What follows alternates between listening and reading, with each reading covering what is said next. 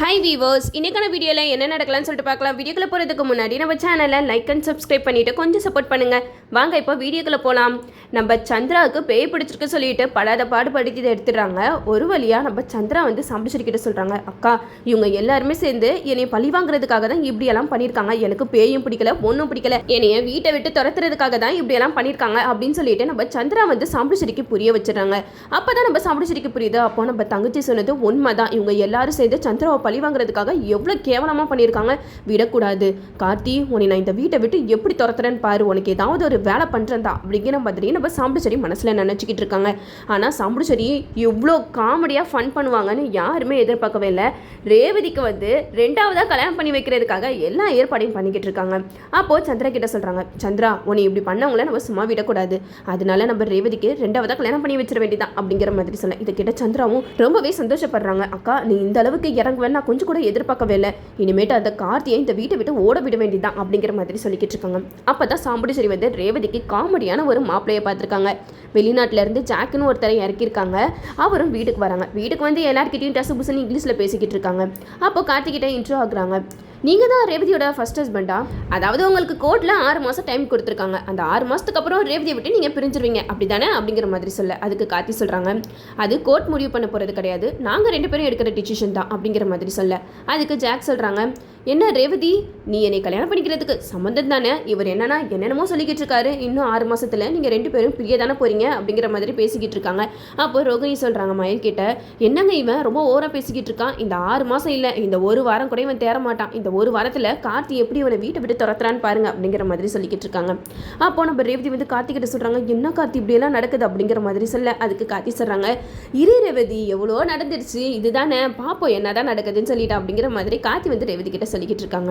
அப்போ நம்ம சாம்பிடிச்சேரி வந்து ஜாக் கிட்ட சொல்கிறாங்க, நீங்கள் வாங்க மாப்பிள்ளை எதுக்காக இவங்க கிட்டலாம் பேசிக்கிட்டு இருக்கீங்க, நீங்கள் போயிட்டு ரெஸ்ட் எடுங்க அப்படிங்கிற மாதிரி சொல்லிக்கிட்டு இருக்காங்க.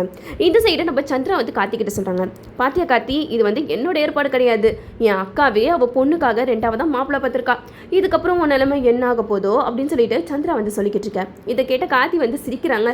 நீங்கள் செய்கிறதெல்லாம் பார்க்கும்போது எனக்கு சிரிப்பு தான் வருது.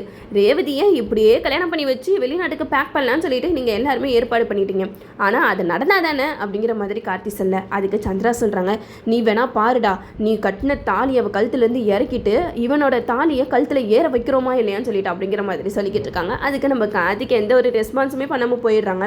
இந்த சைடு நம்ம சந்திரா வந்து சாம்பிடிச்சிக்கிட்ட சொல்லிக்கிட்டு இருக்காங்க, அக்கா இந்த கார்த்தி பையன் என்கிட்ட என்ன சவால் விடுறான் தெரியுமா, நீங்கள் என்ன ரேவதிக்கு 2ஆவதாக கல்யாணம் பண்ணிடுவீங்களா, அதையும் நான் பார்த்துடுறேன் அப்படிங்கிற மாதிரி சொல்லிக்கிட்டு இருக்கான். அவன் சொல்கிறதெல்லாம் வச்சு பார்க்கும்போது எனக்கு என்னமோ அவன் உள்குத்து வேலை ஏதோ வச்சிருக்கானோன்னு தோணுது அப்படிங்கிற மாதிரி சொல்ல இதை கேட்ட சாம்பிடிச்சேரி சொல்கிறாங்க, என்ன சந்திரா சொல்கிறேன், உன்கிட்ட அப்படியே பேசிட்டு போனால் இனிமேட்டு நம்ம சும்மா இருக்கக்கூடாது, அந்த 6 மாதம் வரைக்கும்லாம் நம்மளால் வெயிட் பண்ண முடியாது, சீக்கிரமாகவே நம்ம அவனுக்கு கல்யாணம் பண்ணி வச்சிட வேண்டியதான் அப்படிங்கிற மாதிரி சொல்லிக்கிட்டு இருக்காங்க. இதை கேட்ட சந்திரா வந்து சொல்கிறாங்க, ஆமாக்கா நம்ம எப்படியாவது கார்த்தி கட்டின தாலியை ரேவதி கழுத்துலேருந்து இறக்கிட்டு நம்ம ஜாக்கை வந்து தாலியை கட்ட வச்சிருவோம் அப்படிங்கிற மாதிரி சொல்ல இதை கேட்ட சாம்பிடிச்சேரி வந்து சொல்கிறாங்க, அது எப்படி சந்திரா, ரேவதி வந்து கார்த்தி கட்டின தாலியை எப்படி கழட்டி வைப்பா அப்படிங்கிற மாதிரி சொல்ல இதை கேட்ட சந்திரா வந்து சொல்கிறாங்க, அக்கா என்னைக்கு பஞ்சாயத்தில் அவங்க 2 பேரும் பிரிஞ்சுட்டாங்கன்னு சொல்லிட்டு நம்ம காசை வெட்டி போட்டோமோ அப்பவுமே அவங்களுக்கு இருக்கிற உறவு முடிஞ்சு போயிடுச்சு, இது வந்து 6 மாதன்றது அந்த சட்டத்துக்காக தான் இவங்களை வந்து நம்ம சேர்த்து வச்சுருக்கோம், இனிமேட்டு நம்ம சும்மா இருக்கக்கூடாது, நம்ம இவளுக்கு வேற கல்யாணம் பண்ணி வைக்க வேண்டியதான் அப்படிங்கிற மாதிரி சொல்லிக்கிட்டு இருக்காங்க.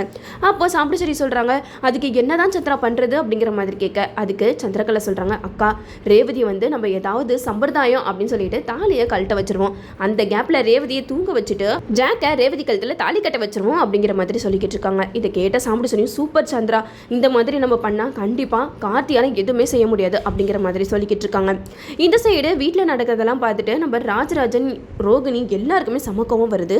சாம்பிடிச்சேரி பிடிச்சி செம்மையாக கத்திட்டு இருக்காங்க, என்ன சாம்பிடிச்சேரி உனக்கு என்ன மர கழட்ட போயிடுச்சா, வெளிநாட்டிலேருந்து எவனையோ கூட்டிகிட்டு வந்து இவன் தான் ரேவதிக்கு பார்த்துருக்க மாப்பிள்ளை அப்படி இப்படின்னு சொல்லிக்கிட்டு இருக்க, கார்த்தியும் ரேவதியும் 2 பேரும் புருஷன் பொண்டாட்டியாக வாழ்ந்துட்டு இருக்காங்க, இந்த நேரத்தில் நீ எப்படி 2ஆவதாக கல்யாணம் பண்ணி வைப்ப அப்படிங்கிற மாதிரி கேட்க அதுக்கு சாம்பிடிச்சேரி சொல்கிறாங்க, எனக்கு கார்த்தி இந்த வீட்டில் இருக்கிறது சுத்தமாக பிடிக்கல, என்னதான் கோர்ட்டு சட்டம் போட்டு இருந்தாலும் இது என்னோட முடிவு, என்னைக்கு அவங்க 2 பேருக்கும் காசு வெட்டி போட்டோமோ அன்னைக்கு அவங்க 2 பேரும் பிரிஞ்சுட்டாங்க, இதுக்கப்புறம்லாம் நான் வெயிட் பண்ண முடியாது, ரேவதிக்கு ஒரு நல்ல மாப்பிள்ளையை நான் பார்த்துருக்கேன், ஜாக்கோட கல்யாணம் பண்ணிட்டு ரேவதி ஆசைப்பட்ட மாதிரியே அவள் வெளிநாட்டில் போய் சந்தோஷமாக வாழட்டும் அப்படிங்கிற மாதிரி சொல்லிக்கிட்டு இருக்காங்க. அப்போது ஜாக் வந்து எல்லாருக்குமே ட்ரெஸ் எடுத்துகிட்டு வந்து கொடுக்குறாங்க. இந்தாங்க நான் உங்களுக்காக கிஃப்டெல்லாம் வாங்கிட்டு வந்திருக்கேன் அப்படின்னு சொல்லிட்டு ஒருத்தருக்காக கொடுத்துட்ருக்காங்க. அப்போ ரேவதிக்கு ட்ரெஸ்ஸை கொடுக்குறாங்க. அந்த ட்ரெஸ்ஸு பார்த்தா மாடர்ன் ட்ரெஸ்ஸாக இருக்குது. அப்போது ஜாக் வந்து ரேவதி கிட்ட சொல்கிறாங்க, ரேவதி நான் உனக்காக சூப்பரான ஒரு ட்ரெஸ் வாங்கிட்டு வந்திருக்கேன் அப்படின்னு சொல்லிட்டு ட்ரெஸ்ஸை காட்டும்போது அந்த ட்ரெஸ்ஸை பார்த்துட்டு ரேவதி வந்து பயங்கரமாக ஷாக் ஆகுறாங்க.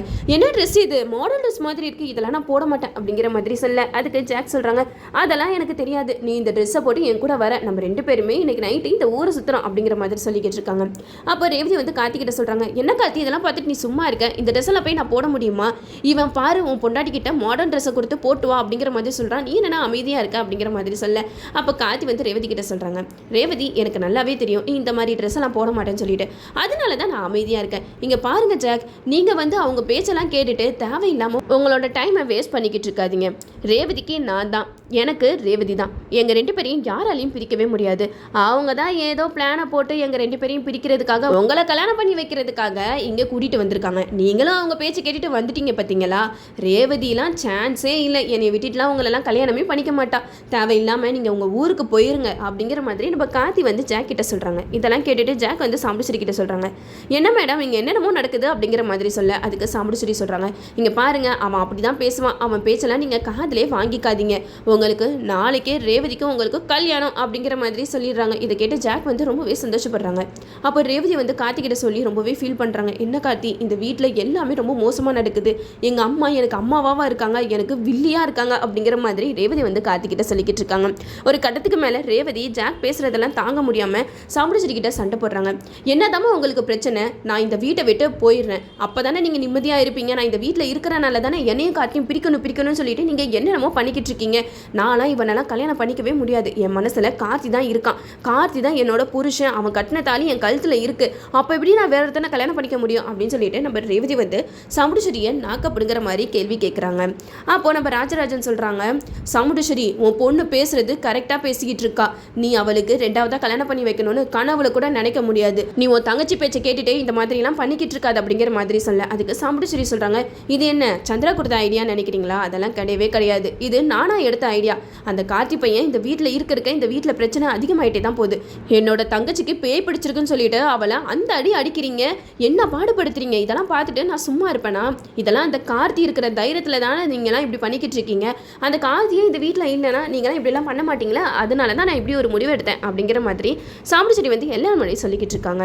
அதுக்கேற்ற மாதிரியே நம்ம சந்திரா வந்து சாமுண்டீஸ்வரி கிட்ட சொல்கிறாங்க, அக்கா நீ இப்போதைக்கு அமைதியாரி, நாளைக்கு காலையில் நம்ம ஏதாவது பூஜை இருக்கா அப்படின்னு சொல்லிட்டு ரேவதியை கூட்டிகிட்டு போவோம், அங்கே போயிட்டு எப்படியாவது தாலியை கழட்ட வச்சு ஜாக்கை தாலி கட்ட வச்சிருவோம், இதுக்கப்புறம் நம்ம கார்த்தினால எதுவுமே செய்ய முடியாது அப்படிங்கிற மாதிரி பேசிக்கிட்டு இருக்காங்க.